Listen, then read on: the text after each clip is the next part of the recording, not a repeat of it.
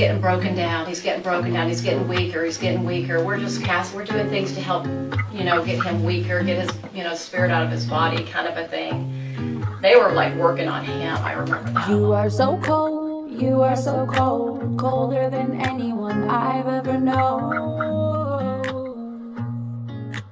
Colder than ice and colder than snow. It's the darkness in your eyes. So in the last video, I talked about how Melanie was showing a lot of signs of deception or just, nervousness, could be either or.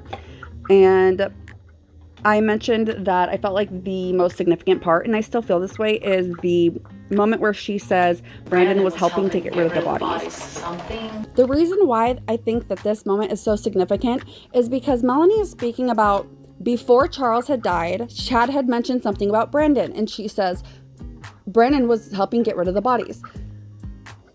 If somebody's going to die in a car accident, they don't need to get rid of the bodies. If somebody's going to just die in their sleep or, just drop dead, they're not going to get rid of the bodies. The only 2 bodies that they got rid of were the 2 that they didn't make it look like an accident.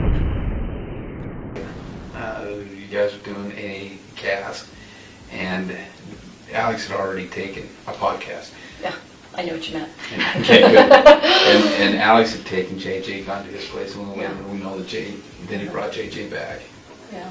And because I don't have any paperwork right in front of me, he went upstairs with JJ. Is that correct? Is that what I remember? Do you remember, you mean like when we were doing the podcast and then he came in the door with him sleeping? Yeah. Mm-hmm. Yeah, I kind of looked that way. So he goes upstairs, and do you know where he went when he went upstairs? Because he went into Lori's room because he wasn't in David's or my room. Those rooms are empty, so he had to have been in there. And then you didn't see him again that night. Who? JJ? Alex. He left. No. And Jay left. JJ's still up there. Yeah. And I never saw JJ either. Right, but Alex left. You watched him leave. Yeah. Okay. Well, we heard the door open and close, and we probably said it like good night or something. Maybe we're podcasting. Who knows? Do you recall seeing him walk out with JJ? Not walk out. No, Okay. Just walk in. Okay. Just walk in. That's right. And when he left the first time, we didn't see him take him. We just know he had him because she said that he had taken him. Right. I don't recall that. I just remember he wasn't there. But the time he left, so he brings JJ in, and then he leaves again. He did not take JJ out of the room or out of the apartment. Okay. So you get done with your podcast. Everybody goes their separate way, and everybody goes to their bedrooms. And David, I recall David having his dream. He woke up. Yeah, funky. Did he come?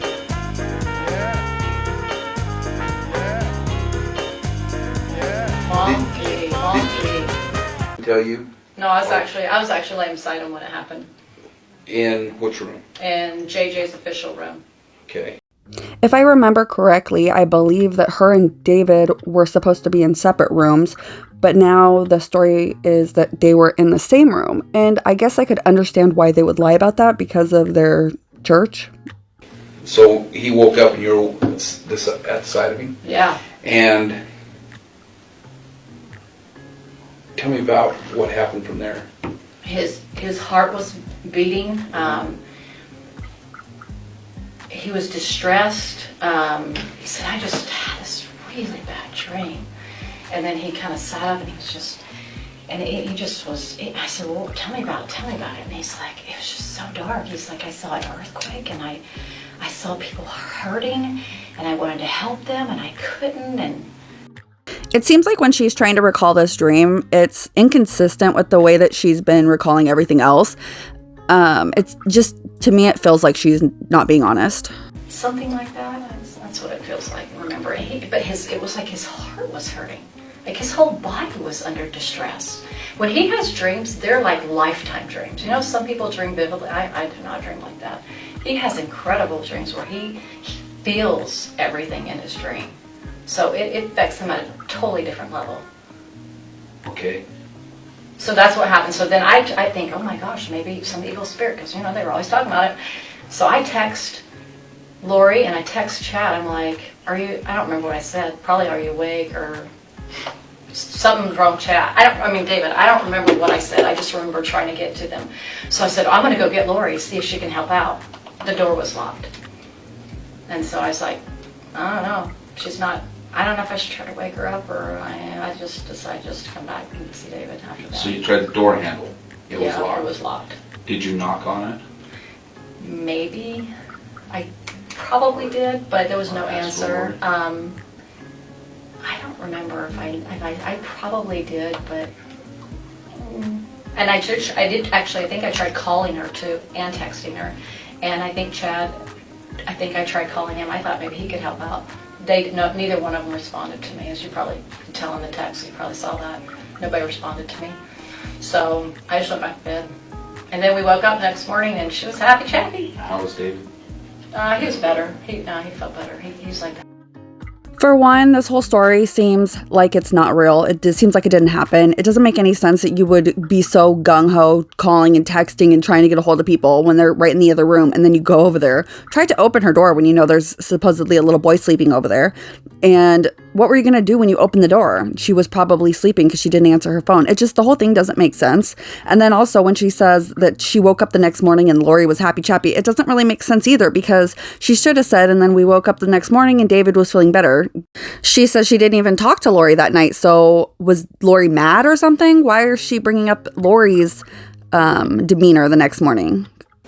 And then we woke up the next morning and she was happy chappy. How was David? He was better. He felt better. He's like, that was a bad dream. And then of course we would tell them like, hey, he had a bad dream last night. And she's like, oh, that was Julie Rowe. He attacked her. Once again, throw Julie into it. From a distance. Chad said Julie Rowe attacked David?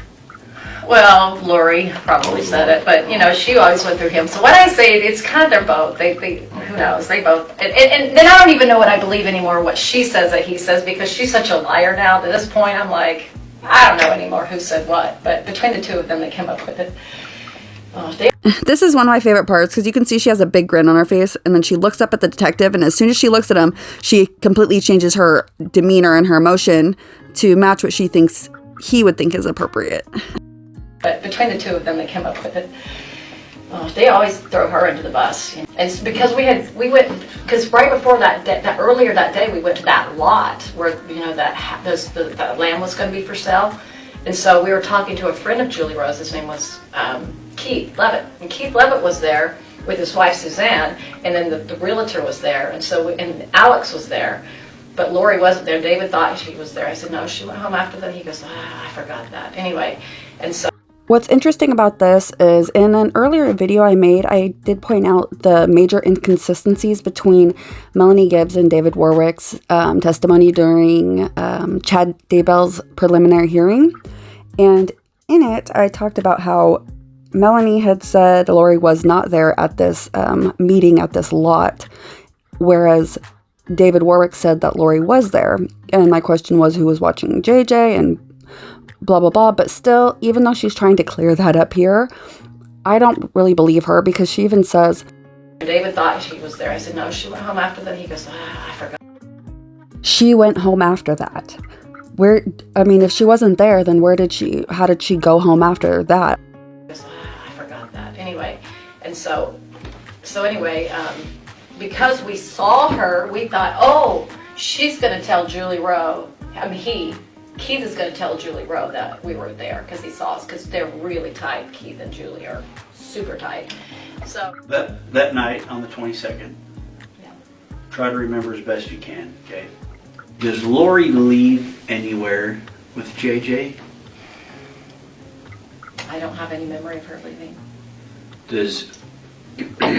So you sent a text, correction, Lori sent a text to you around 8:30 that evening, saying that something to the effect of, hey, I'll be there shortly, JJ woke up, she's getting him back to bed. Mm.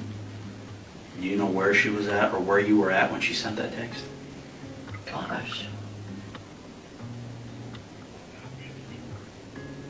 Man, that doesn't even sound familiar. Maybe at Alex's house. That's the only place that she could be. Do you have that conversation with her on your phone right now? No, I I think I deleted everything. I was freaked out when it happened. Sorry. I wish I would have kept it though. That's right. So, and I can get that. So say it again. So who's speaking? Say it again. So She says that she deleted all the texts between her and Lori because she was scared. I don't know. I mean, I would be scared too if I was her at this point. I mean, she doesn't seem scared for anybody else's life, but for her own. But then the detective says that he can retrieve those texts, and Melanie is sure to change the subject very quickly. I think I deleted everything. I was freaked out when it happened. Sorry. I wish I would have kept it though. That's right. So, and I can get that. So say it again. So who's speaking? Say it again. So Lori She texts me and says, says something to the effect of, "I'll be there shortly. "Be there shortly." JJ woke up and I'm trying to get him back to sleep." And that was at night. It was about 8:30 at night. Well, okay, because we didn't do the podcast yet. Okay. We started the podcast like late because I remember thinking, man, I can't stay up this late. I'm an early bird. Like, come on. We started late, and she's an early bird too. So her and Lori are both early birds, yet she assumed that she would be able to get a hold of Lori or Chad in the dead of the night because she needed to talk to them because David had a bad dream. Late, and she's an early bird too. So it must have been, my guess is that it must have been at Alex's house getting him to sleep over there. I'm guessing. So I'm just going to make some guesses. That's that. Because she would never have gone to Chad's house because Tammy was there, right? So where else in the world would she go? I have no idea. And that's why I'm asking if you remember being alone in her apartment with her not there? Because if she's at Alex's, you're alone in her apartment. I could have been upstairs or something. Maybe I was talking to David, who knows? So, and that's why I'm asking if Yeah. you remember her leaving and JJ not being there around that time. Probably, because that's when he was no longer there when we did the podcast. And so somehow, I think I was upstairs. That's what I feel. I just don't remember that detail because I had any reason not to remember that, you know. I didn't know anything was going on, so I didn't have a way of associating it with anything. I just knew I was going to do a podcast, and that was it. And I didn't prepare for it because I never prepared for the podcast. I just, you know. So. And that night when David was having his dream and you send the text to Chad, and understand, I'm not casting any judgment here. Yeah, that's okay. But were you and David sleeping in the same room, or That night we were. I think so. Yeah. Okay, so and which room? If you're walking down the hall, which room were you in, the right or the left? Well, it depends on which way you're walking down the hall. So if you're walking away from Lori's door, away from Laura's door, towards the room. towards the room. So David's. Well, he was assigned that room, and then the first night, David wasn't there for a few nights, so I was in Tylee's room. So that was the night. That was the room that I stayed in, and then he stayed. So yeah, left room, and it had the mattress on the floor. Okay, so that night you guys were in the left bedroom. Yes. Yeah. And the nights prior to that, you were in the right bedroom. Yeah, I was a couple. I don't know how many nights. I know at least I was like 1 or 2 nights in Tylee's room. I know that. I just. I remember when he came there. Was it Friday or Saturday night he got there? The only way to really be able to detect if somebody is lying to you is to be able to observe them in moments where they're lying. And you have to know for sure that they're lying in these moments. And then you would build a pattern. You would see they do this every single time they lie. Like, for instance, my ex-boyfriend used to, when he would lie, he would go after what he would say, and like he had a runny nose but he didn't, and I started to pick up on that. And then with my sister, when she's lying about something, she'll go on and on with all these details that nobody asked. She just keeps going on, and instead of just giving an answer, she tries to embellish her answer in order to hide the fact that she's lying, and she always does that. So I can tell with those people because I've been able to see when they've lied and then build that pattern. Well, anyway, It'd been the first night that he got there. Which night was that? Do you remember? I don't, but you guys shared the same room the first night he showed up at the apartment. Probably. Because he was. I was there like a day or two before he was. Right. Because didn't I get on a Wednesday? I think a Wednesday and Thursday. So I would have been in the room Wednesday and Thursday in Tyler's room. Okay. And then I think he was there 2 nights. I think. So I think I was there for a total of 4 days, and then we left on the Monday. Saturday, Sunday, I don't know, it was 5 days. Anyway, sorry, they blur. So anyway, I don't remember other than like something, I don't know what I said on the text. Probably something like, something's wrong with David. So here it seems like the detectives believed that she had slept in a different room than David, but now they're getting a different story. And what's interesting is that Melanie does something very specific, and that's to try to avoid directly saying something that goes against what she had said before. Even though that's what she's doing, she just wants to avoid directly saying it. It's like if someone says, "Did you just steal my cookie?" Hold on, I had cookies the other day. How many cookies did I have that day? 1, 2, and then I think I had cookies on Monday. Where were you? Where did you just go? I don't remember. I don't know what did I text my mom about the cookie? Another question that I have is, why did she have a separate room than David if they were going to sleep in the same room? So her boyfriend gets there days after she's already been there, and why wouldn't her boyfriend just stay in the same room that she's been in? Why would he have his own room? Especially considering that JJ was there, and wouldn't they want to preserve JJ's room if they could? And it's also not like it was a secret from Chad and Lori that she was going to be sleeping in David's room, since she was so eager to get a hold of them that night when she had been there for David waking up from this nightmare. So why the separate rooms? So, again, we're asking these questions because, it may be something that the defense wants to hit on. Sure. I mean, you never know what Right. they're going to want to talk to. Well, and I could see that angle. Just like, well, why were you contacting them in the middle of the night? Well, yeah, just weird experience. I don't know what else to say. And so when we talk about this stuff, it's for that purpose, right? Yeah. So that morning, when David talked to Lori, did he express any concerns to you about JJ's whereabouts? Did he express any concerns David. to me? Mhm. I don't recall him expressing concerns. On the drive home, did you guys talk or text Lori or Chad? No, I mean, what would we have said about JJ? Just, I know that he questioned her, like, where is JJ? Let me see if he has a zombie in him. And he didn't believe it. I mean, I don't remember. Was he saying that kind of mock? Um, Or was he really? no, I think he was genuine. Okay. Yeah, he's not a mocker. He's pretty genuine about these kind of things. I just don't remember that full conversation. And that's why I asked, because if he was concerned, right? Oh, JJ has right, a like he zombie was, in him. yeah. It would be, I would think that maybe you guys would maybe discuss that, if you could remember discussion on the way home, because it was kind of a long drive, right? And then during that drive, there was 3 or 4 phone calls that you made to Lori Okay. during that drive, and do you remember what that conversation was? Wow. It's jogging my memory. Oh. I believe these investigators when they say that they're just talking to her now just to clear things up for her testimony. This bothers me because Melanie could single-handedly create reasonable doubt as a witness, because she's obviously lying, she's obviously more involved, and these police have to know that. And so when that comes out in court, it might create reasonable doubt in the jury, and they might question Melanie's credibility. And it seems like the lawyers on both Chad and Lori's side are trying to possibly pin it on Zulema and Melanie.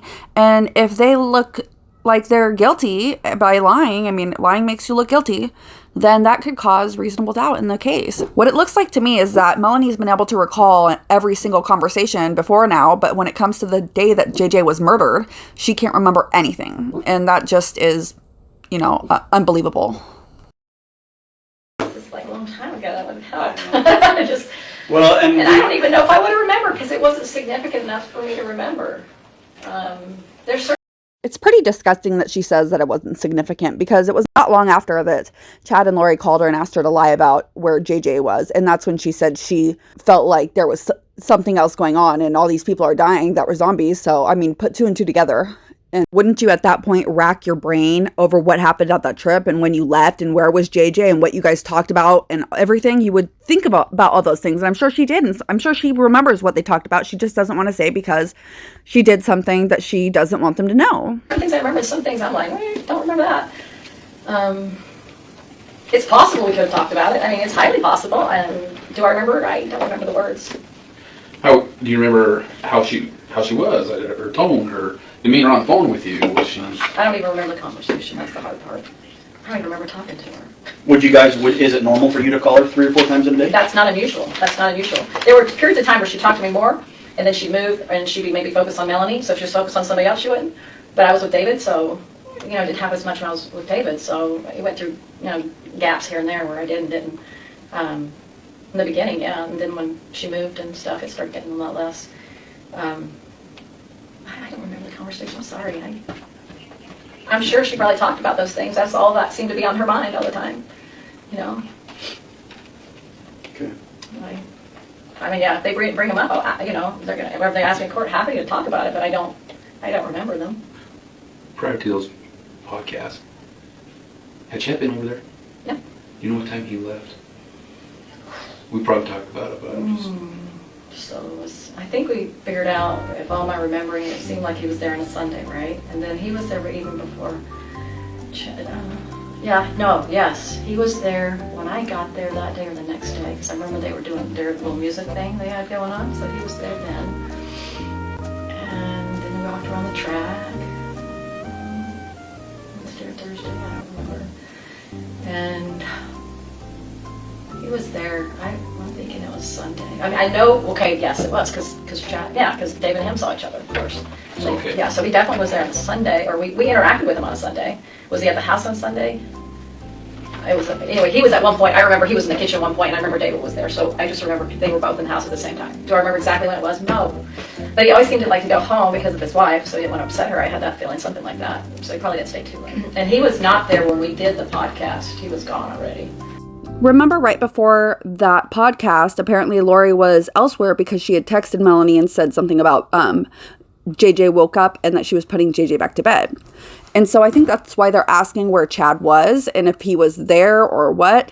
But then she will not directly answer the question. She's doing the same thing she did before. And that to me makes it seem like she's being deceptive or she's really nervous about the line of questioning or what was going on at that point, because she just won't answer the question. And the answer is, yes, he was there and he left sometime before the podcast, but she doesn't remember when, but yeah, she just won't say that.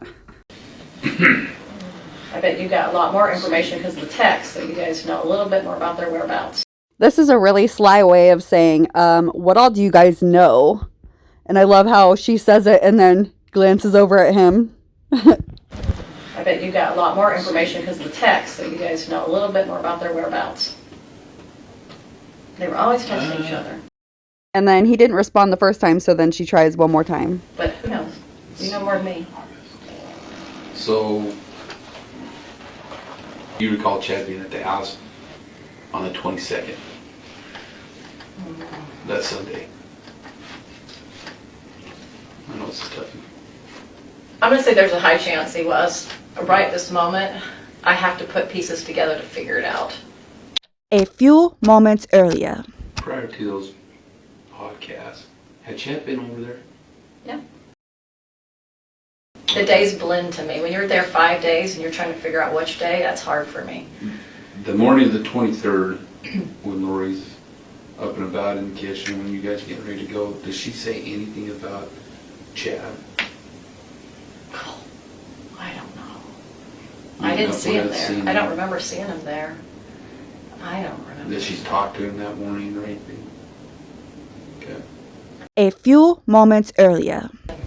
And then we woke up next morning and she was happy chappy. Then we would tell them like, hey, you had a bad dream.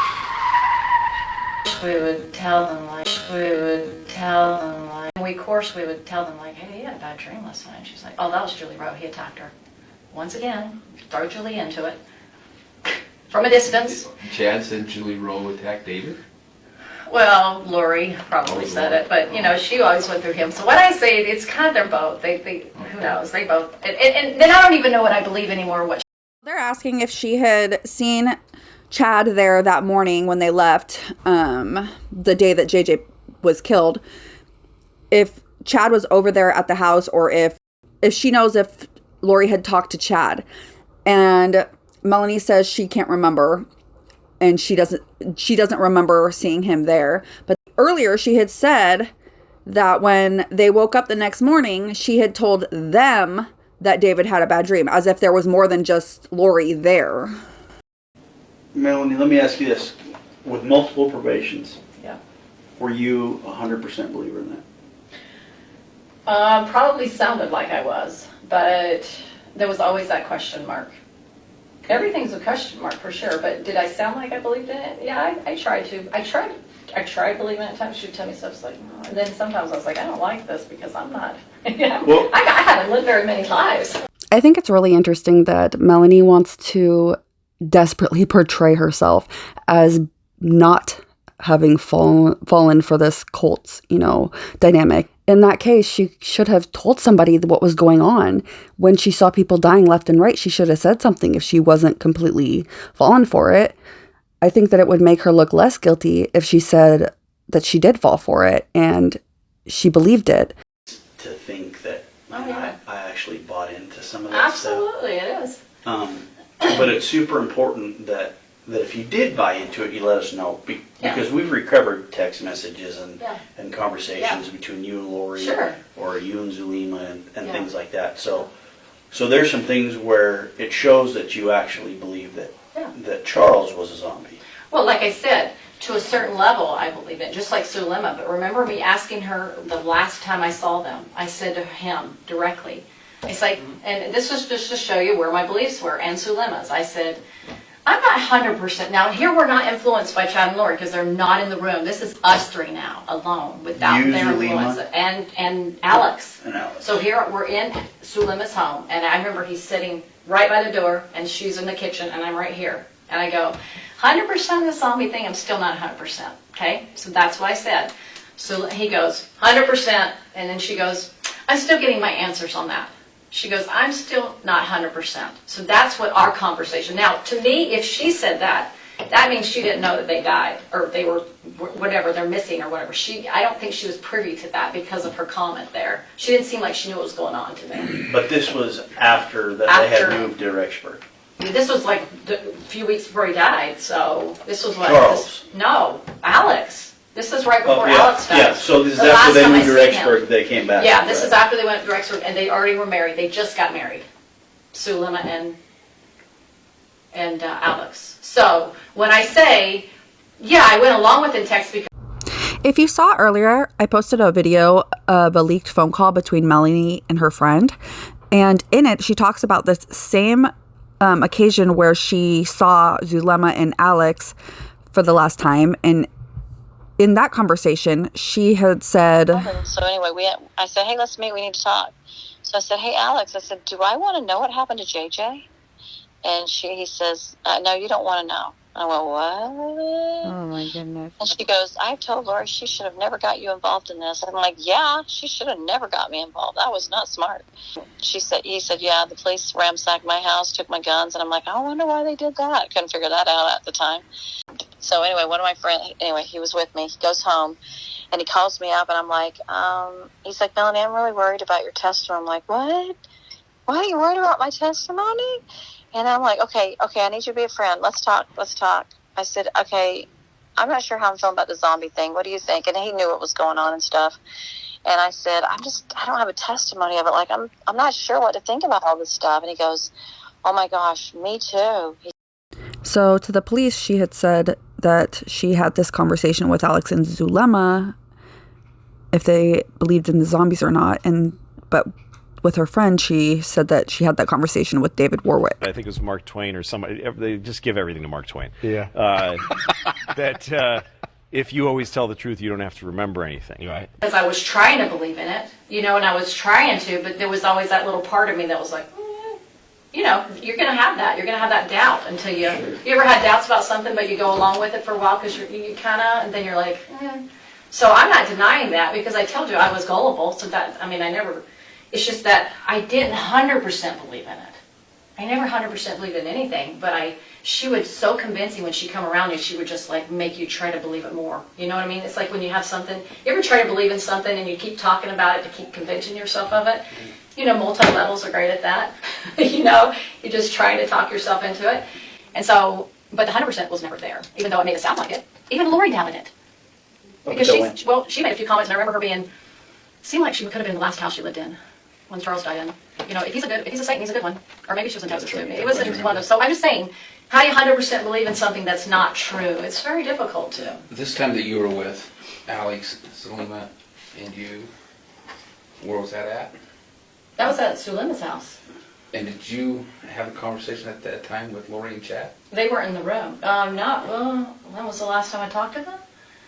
Well, remember I was already coming down. I thought you said that you talked, or you just got to talk to them or something. No, I said we weren't talking to them, so we weren't in their conversation. Like, we were just talking, the three of us. Oh, okay. So I want to make that clear that they weren't under our influence.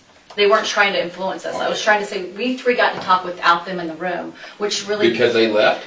No, but they were wherever they were. Okay. I don't know where they were. And it wasn't that you hadn't been on earlier with any phone conversation or anything? The only phone... It's unclear if Chad and Lori were there in a different room or if they were not there at all. That's, I think, what he's trying to clear up, and that never really gets confirmed. But what I do remember is I said, there's something seriously wrong here. I said, the gut of my stomach says something's seriously wrong here. And she goes, that's just dark. I said, no, there's a difference between gut and dark. This is gut. And I said, do you have testimony of Chad and Lori? Do you have testimony of that? What is your witness? And she goes, well, I have one of Chad. When he gave me a blessing, shortly after meeting him, I had more visions after that. And she goes, I'll get my witness about Lori. And I said, well, I don't know what I described it. I just described it, and I didn't believe who they were. And I said, I'm going to be going to the police. I remember it seemed like I talked to her maybe twice, and probably the last. So I said, I'm going to the police. And I said, is Alex on? Can Alex hear me? And she goes, it's on speaker. I said, take it off speaker. Now, here's the murderers down the street. Remember, they lived close to me. Remember, Sulema lived around the corner from me. And I'm thinking, I just got myself in a situation. They could come after me, right? Mm-hmm. But I had to do what I had to do. She was my friend. I wanted to warn her. And I just said, hey, so anyway, the police, I know, circled her house, circled my house, making sure I was safe and making sure he probably didn't get in trouble, whatever. So she texted me, didn't call me, texted me next day, I got my witness. Which means to me, Lori's in. Lori's good. That's what it meant to me. Did she tell you how she got her witness? No, that's the one-liner. And I said, I'm not talking to her anymore. Cut her off. I just knew that I couldn't talk to her anymore. You remember what day that was? Do you still have that? It's on my phone. Yep. Thank goodness for some of the texts that got saved, right? And then she told me she never wanted to have anything to do with me again. So here Melanie says that she received one last text from Zulema, and Zulema was saying that she was vouching for Lori, and that's when Melanie decided to cut Zulema off. Melanie's probably had enough experience with the police by now that she knows that whenever you pull out your phone in front of a police to show them a text, they're going to want to look through the texts, like all of them. And so after she says this, she's pulling out her phone, and then she realizes what they're going to see, and so she suddenly changes the story. It was actually Zulema who was the one who cut Melanie off. And so here's an instance where we can observe Melanie in a lie, and what we can learn is that she seems to feel very comfortable lying, and she did make excessive eye contact. And I said, I'm not talking to her anymore. Cut her off. I just knew that I couldn't talk to her anymore. You remember what day that was? Do you still have that? It's on my phone. Yep. Thank goodness for some of the texts that got saved, right? And then she told me she never wanted to have anything to do with me again. At that same time? No. It would be after he died. December 6th. I received my witness today. What is this? So I got $2,000 picked up from Melanie's piano, and she was out of town, so she said, can you collect the money for me? So I had this $2,000 cash, and she said Mel asked us to get it for her, or can we pick it up? What's easier for you? I said, I'm sorry, but I'm not home and I'm not sure when I will be. I just text her as well. Maybe I can get it to her through PayPal. Just PayPal it to me. I can't right now because I don't have enough money in my account. If you'll anyway, she goes, well, let me know, thanks. Are you up for a convo? The bishop told me what happened. I was so surprised, so sad. This was after he died, so this was, I guess it was 2 days later, right? I'm so sorry, words cannot express how I feel. I am extremely only surprised at your hypocrisy because of what you did. I didn't have to not only deal with my precious husband dying in my arms, but then when police were ransacking my house and traumatizing my entire family.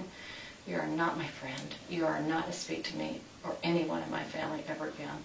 I want you to pay the $2,000 you owe as soon as possible. Put it under the mat and I'll forget that I exist. So you can understand why I haven't talked to her. So Then I just told her. is she just mad because you made the phone call to us? Is that why she's mad? And she thinks that God's pointed towards Alex's direction? My guess. She knew I was going to the police. That day was December 16th. Yeah. So then I put the money under the mat and that was it. I didn't want to do PayPal because I hate using technology for that. So I made sure she wasn't around. And you haven't talked to her since? Have not talked to her, nor have I seen her. Wait, have I seen her? Yeah, I think I saw her a few times through the passing of the temple and she wouldn't talk to me.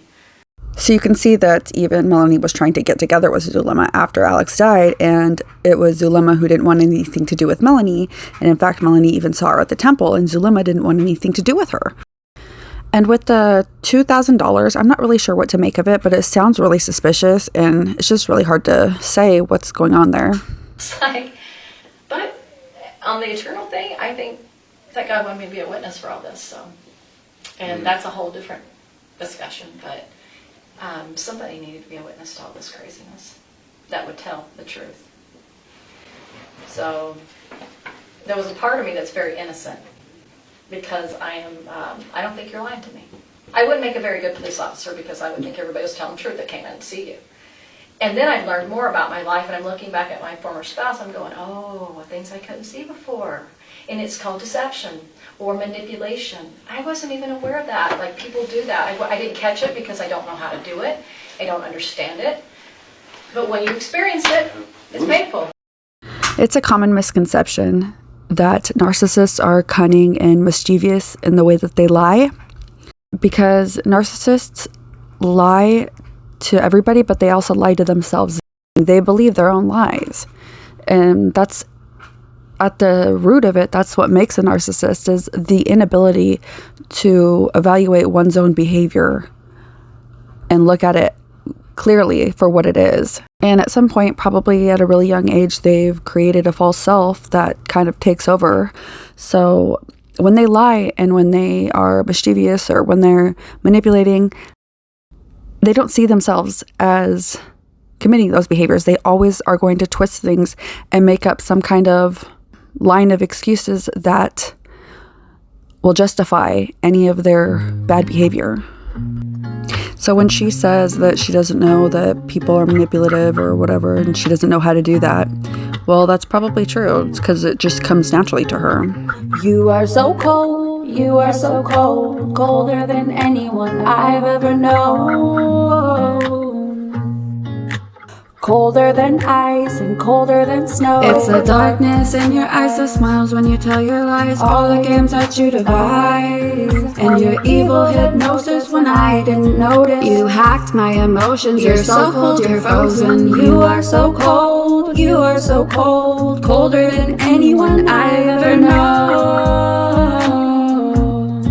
You're colder than ice and colder than snow. You're probably colder than I even know. You're probably colder than you even show. And you love to say that I am insane. This is what I became. You made me this way. And I am to blame for the time that I stayed. I knew that I shouldn't, but I did anyway. Who hurt you so bad? You had to be so numb. Go back to whatever hole you crawled from. You are so cold, you are so cold, colder than anyone I have ever known, colder than anyone I've ever known. You're colder than ice and colder than it's the darkness in your eyes that smiles when you tell your lies. You try but you can't cry. And everything you put me through, you know you didn't have to do, but you do it cause it's a game to you. You are so cold, you are so cold, colder than anyone I've ever known, colder than anyone I've ever known. You're colder than ice and colder than snow. That was the last time I make those mistakes that I made when I gave you a chance and believed you had changed. Who hurt you so bad you had to be so numb? Go back to whatever hole you crawled. You are so cold, you are so cold, colder than anyone I've ever known, colder than anyone I've ever known. You're colder than ice and colder than snow. You're probably colder than I even know. You're probably colder than you even show.